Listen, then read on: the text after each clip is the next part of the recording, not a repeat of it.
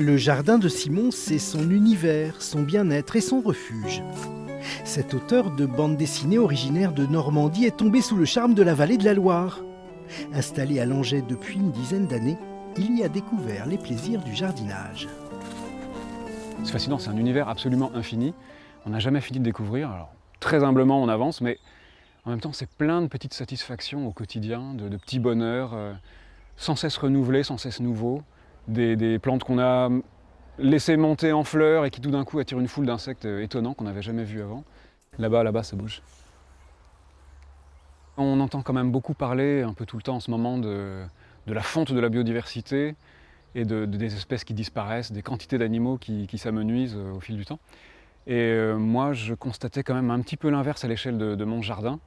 Et j'avais envie de témoigner du fait que si on laisse la vie venir, elle vient. Si on lui laisse la place, elle la prend. Rendre compte, témoigner, raconter ses 10 ans d'expérience et de découverte. Pour cet auteur de BD, c'est tout naturellement vers ses crayons et ses pinceaux qu'il s'est tourné.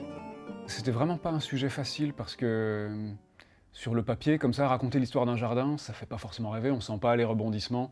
Donc il y avait un gros défi, un gros enjeu de mise en scène pour réussir à rendre le plus palpitant possible une épopée jardinière. Ça parlait de jardin, je voulais pas un style trop froid. C'est vrai que j'ai beaucoup fait des livres au pinceau, à l'encre de Chine ou à la plume, avec un trait lisse, propre. Là, on parle de bois, de feuilles, de grouillement végétal, animal. Et donc j'ai utilisé une mine noire, un crayon noir sur un papier légèrement rugueux pour avoir un trait un peu vibrant, un peu organique. Et puis j'ai aquarellé directement. L'Oasis n'est pas à proprement parler une œuvre militante, mais l'auteur entend tout de même délivrer un message à ses lecteurs. On a tous un rôle à jouer, aussi petit soit-il. Le jardin n'a pas besoin d'être grand. On peut faire des choses merveilleuses.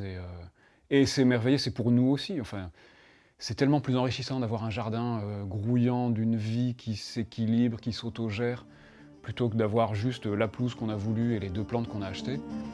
L'Oasis vient de paraître aux éditions d'Argo, un fabuleux encouragement pour tous les amateurs de plantes, d'animaux, d'oiseaux et d'insectes en tout genre. Bref, toute cette biodiversité retrouvée.